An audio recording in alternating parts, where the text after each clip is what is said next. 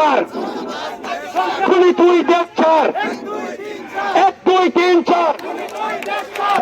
জুলাইয়ের পর থেকে আমরা যে দুইটি বিষয় সব থেকে বেশি সংস্কার বলে চিল্লাচ্ছি, একটা হচ্ছে প্রশাসনের সংস্কার, আরেকটা হচ্ছে মিডিয়ার সংস্কার। আজকের যে হত্যাকাণ্ডটা হয়েছে এখানে দুইটা সংস্কারেরই যথেষ্ট অভাব আমরা লক্ষ্য করেছি।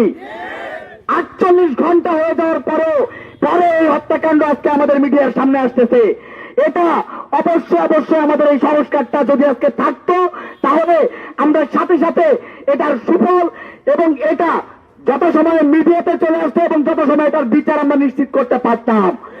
সাথে সাথে এটা আমাদের জন্য খুবই অ্যালার্মিং একটা ব্যাপার, সেটা হলো সামান্য চাঁদাবাজিকে কেন্দ্র করে একজন ব্যবসায়ীকে যদি নির্মমভাবে হত্যা করা যায় তাহলে একবার চিন্তা করে দেখেন তারা তাদের ক্ষমতা আসার পরে তারা তাদের পথের কাঁটাগুলোকে, অর্থাৎ একটা সময় যে পথের কাঁটাগুলো এই জুলাই যোদ্ধারাই হবে, কারণ তারাই দল মতাদর্শ নির্বিশেষে সকল প্রকার অন্যায়ের প্রতিবাদ করছে, কিন্তু গিয়ে ঠেকতেছে কিন্তু সেই এক দলের গায়ে গিয়ে। তাই এখানে সব থেকে অ্যালার্মিং ব্যাপার হচ্ছে কোন জুলাই যোদ্ধা, কোন অন্যায়ের প্রতিবাদকারী কিন্তু এই হামলা থেকে নিস্তার পাওয়ার নিরাপত্তা কিন্তু কেউ নিশ্চিত করতে পারবে না। তাই আমরা ইন্টারিমের কাছে আসলে বিচার চাইতে আমরা নাজেহাল অবস্থা হয়ে গেছে। তারপরে আমরা বলতে চাই অনতিবিলম্বে শাস্তি নিশ্চিত করতে হবে এবং একটা দলের হাইকমান্ড থেকে সর্বোচ্চ যতটুকু আসে এখনো পর্যন্ত কোন প্রকার এই ব্যাপারটা নিয়ে এখনো উল্টা ন্যারেটিভ দেওয়া করানোর চেষ্টা করা হচ্ছে। এই ব্যাপারটা অনতিবিলম্বে আমরা ফয়সালা চাই। ইনকিলাব জিন্দাবাদ।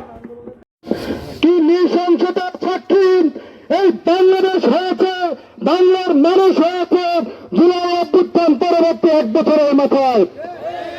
এবং এখানে অনেকে বক্তব্য দিয়েছেন, আমি স্পষ্ট করে একটা দলের নাম বলতে চাই, হামলাকারী হত্যাকারী যুব দলের নেতা ছিল। এবং স্পষ্টভাবে এই বাংলাদেশে আপনাকে দলের নাম ধরে সমালোচনা করে শিখতে হবে। যদি তা না পারেন তাহলে প্রত্যেকে আবার হাজির হয়ে উঠতে চাইবে, প্রত্যেকে আবার আওয়ামী লীগ হয়ে উঠতে চাইবে। নতুন বাংলাদেশে জুলাই যতদিন বেঁচে থাকবে আমরা কোনোভাবে এই বাংলাদেশে কাউকে আওয়ামী লীগ হয়ে উঠতে দেব না। সেটা বিএনপি হোক, সেটা জামাত হোক, সেটা অন্য রাজনৈতিক দল হোক, কোন পর্বতেই আমরা এই বাংলাদেশে আর সন্ত্রাসবাদ কায়েম হতে দেব না। সম্মানিত উপস্থিতি, বিশ্ববিদ্যালয়ের শিক্ষার্থী হিসেবে এই বাংলাদেশ নিয়ে ভাবনা, এই বাংলাদেশের নিরাপত্তা প্রশ্ন নিয়ে আমাদের সবারই কথা থাকে, সবারই চিন্তা ভাবনা থাকে। কিন্তু জুলাই পরবর্তী সময়ে আমাদের যে আক্ষেপগুলো ছিল, এই আক্ষেপগুলো আমাদের সামনে বারবার প্রতিফলিত হচ্ছে। আমরা স্পষ্ট ঘোষণা করতে চাই, ইন্টারিম আমাদের কাউকে যদি ধারণ করতে না পারো তাহলে তোমার গদি ছেড়ে নেমে যাও।